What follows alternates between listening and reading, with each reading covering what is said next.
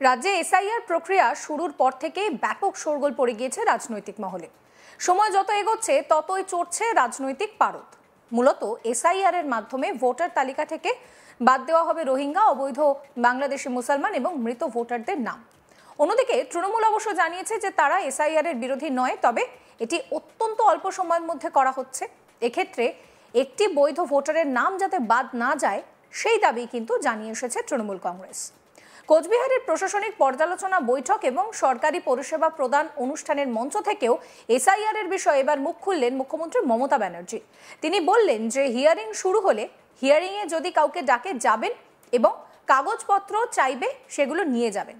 আমি সরকারের পক্ষ থেকে মে আই হেল্প ইউ নামে একটি বুথ করছি, যেখানে আপনাদেরকে সাহায্য করা হবে। কি বলেছেন মমতা ব্যানার্জি শোনাবো। শুরু হলো হিয়ারিংয়ে যদি কাউকে ডাকে যাবেন এবং যে কাগজপত্র চাইবে নিয়ে যাবেন। আমি আমাদের সরকারের পক্ষ থেকেও একটা মে আই হেল্প ইউ নামে একটা করে বুথ করছি। কবে থেকে বুথটা হবে মনে হচ্ছে? 12 তারিখ থেকে বুথটা হবে। অনেক জায়গায় শুরুও হয়ে গেছে। ফলে যদি আপনাদের কারো কোনো কাগজের অসুবিধে থাকে সেই কাগজটা নিয়ে যাবেন দয়া করে। শুনলেন যে হিয়ারিং শুরু হলে কি করতে হবে সেই বিষয়ে একদম স্পষ্ট করে জানিয়ে দিলেন মুখ্যমন্ত্রী। তবে অনেকেই প্রশ্ন তুলেছেন যে আগে এসআইআর এর বিরোধিতা করে এখন কেন এই কথা বলছেন মমতা বন্দ্যোপাধ্যায়। যদিও ওই যে আগেই বললাম, তৃণমূল জানিয়েছিল যে তারা এসআইআর এর বিরোধী নয়, তবে এটি অত্যন্ত অল্প সময়ের মধ্যে করা হচ্ছে, তার বিরোধিতা তৃণমূল কংগ্রেস করেছে।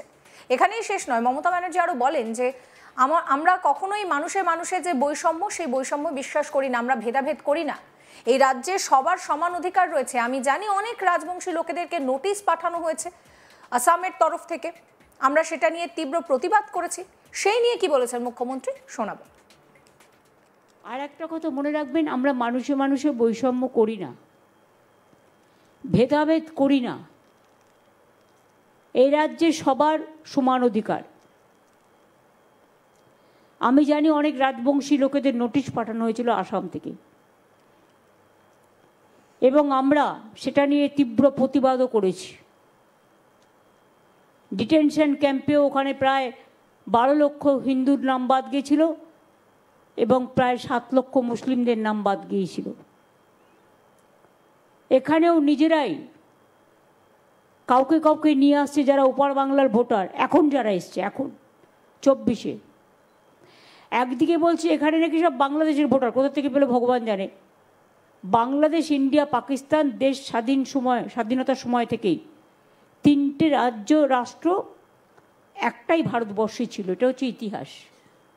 দেশ স্বাধীন হওয়ার পর যার ইচ্ছে বাংলাদেশ থেকে বাংলায় এসছে, ইন্ডিয়াতে এসছে, যার ইচ্ছে পাকিস্তানে গেছে, কেউ বা গেছে ইন্ডিয়াতে। ইন্ডিয়া, পাকিস্তান, বাংলাদেশ 3টে রাষ্ট্র হয়ে গেছে।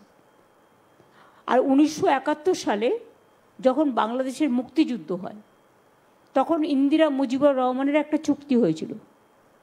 তাতে বলা হয়েছিল 1971-এর মার্চ পর্যন্ত যারা এখানে এসছেন তারা প্রত্যেকে বৈধ নাগরিক। শরণার্থীরা কত কষ্ট করে ওপার বাংলা থেকে এসছে, দিনের পর দিন অনেক ত্যাগ, অনেক কষ্ট সহ্য করে। সুতরাং তাদের আমি ভেবে পাই না বাংলায় কথা বলেই সে নাকি বাংলাদেশি। আরে বাংলাদেশ তো একটা আলাদা রাষ্ট্র, আর বাংলা তো একটা রাজ্য। ভাষাটা দুজনের এক হতে পারে। তো পাকিস্তানের যে উর্দু ভাষা, সে উর্দু ভাষায় তো আপনার ইউপির লোকেরাও কথা বলে, শুধু বিহারের লোকেরাও কথা বলে। আমাদেরও অনেকে আছে কথা বলে, উর্দুভাষী যারা আছেন, যারা পাকিস্তান আর পাঞ্জাব বর্ডার আছে, তারা পাঞ্জাবি। পাকিস্তানে একটা পাঞ্জাব আছে, আবার ইন্ডিয়াতে একটা পাঞ্জাব আছে। এগুলো হচ্ছে ইতিহাস। এটাকে বিকৃত করে সবাইকে একটা বাংলাদেশের তকমা লাগিয়ে দিয়ে আর কাউকে কাউকে পুশ করা হচ্ছে। লোকাল পুলিশরা কি করছেন? আপনাদের হাতের নাগাল থেকে কি করে বেরিয়ে যাচ্ছে। এই যে আমরা যে গর্ভবতী মাকে নিয়ে এলাম, তার পরিবারের 4 জন এখনো ওখানে আছে। তারা ইন্ডিয়ার সিটিজেন, কাগজপত্র আছে, তা সত্ত্বেও বিএসএফ ফোর্সফুলি তাদের পুশ ব্যাক করে দিচ্ছে। আর যারা রাজ্যের পুলিশ অফিসার তাদের আমরা বলবো এত ভীতু হলে চলবে না।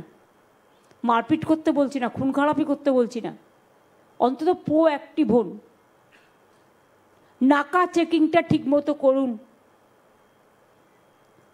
প্রচুর লেনদেন উধার হচ্ছে বর্ডার দিয়ে, এবং যারা বেশি সমালোচনা করে তারাই এটা খেয়ে যায়, আর দোষ হয় অন্য লোকের।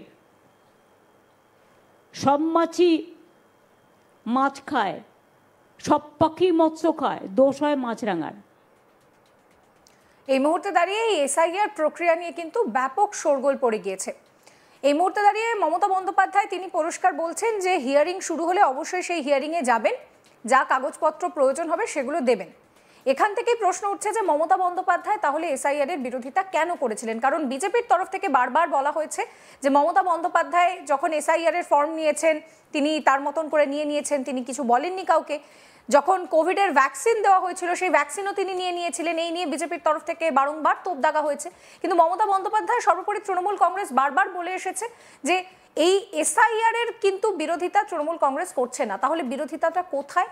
যে অল্প সময়ের মধ্যে এসআইআর করা হচ্ছে, তৃণমূলের বক্তব্য হচ্ছে যে এইভাবে অল্প সময়ের মধ্যে এসআইআর করার জন্য বৈধ ভোটারের নাম বাদ যেতে পারে। এবং আরও একটা গুরুত্বপূর্ণ বিষয় হচ্ছে যে এই বাংলা ভাষায় কথা বলা, কারণ যেটা দেখা যাচ্ছে সাম্প্রতিক সময় বাংলা ভাষায় কথা বললে যে সমস্ত পরিযায়ী শ্রমিকরা ওড়িশা বা এই সমস্ত জায়গায় রয়েছেন তাদের ক্ষেত্রে তাদেরকে বাংলাদেশি দাগিয়ে দেওয়া হচ্ছে, তাদেরকে ডিটেনশন ক্যাম্পে পাঠিয়ে দেওয়া হচ্ছে। তাদের কাছে বৈধ কাগজপত্র থাকছে, তা সত্ত্বেও তাদেরকে পাঠিয়ে দেওয়া হচ্ছে ডিটেনশন ক্যাম্পে। এখান থেকেই মমতা বন্দ্যোপাধ্যায়ের প্রশ্ন যে এই ধরনের বিষয়গুলো কেন হবে, কেন এই ভেদাভেদগুলো করা হবে? বাংলায় কথা বললেই তাকে বাংলাদেশি বলে দাগিয়ে দিয়ে এখানে এইভাবে ভোটার তালিকাটাকে কি ঠিক করার চেষ্টা চলছে? সেটা তো কখনো হতে পারে না। তো তৃণমূল এই স্বল্প সময়ের মধ্যে এসআইআর করার বিষয়টার বিরোধিতা করেছে। এই প্রক্রিয়াটার বিরোধিতা তৃণমূল কংগ্রেস কখনোই করেনি। সেটা তৃণমূলের তরফ থেকে মমতা বন্দ্যোপাধ্যায় এর আগেও বলেছেন। এবার কোচবিহারে যে প্রশাসনিক সভা তিনি করলেন সেখান থেকেও তিনি একই কথা বললেন। এবং শুধু তাই নয়, তিনি পরিষ্কার বলছেন যে এসআইআর এর কাজে সহযোগিতা করার কথা। এবং এই মঞ্চ থেকেই তিনি বলেছেন যে বিএলওরা যেভাবে কাজ করছেন তা সত্যিই প্রশংসনীয়, কারণ তাদের উপরে যথেষ্টই চাপ রয়েছে। এবার তিনি পরিষ্কার বললেন যে এই এসআইআর এ হিয়ারিং শুরু হলে আপনারা যাবেন, প্রয়োজনীয় যা কাগজপত্র রয়েছে যা চাইবে সেগুলো দেবেন।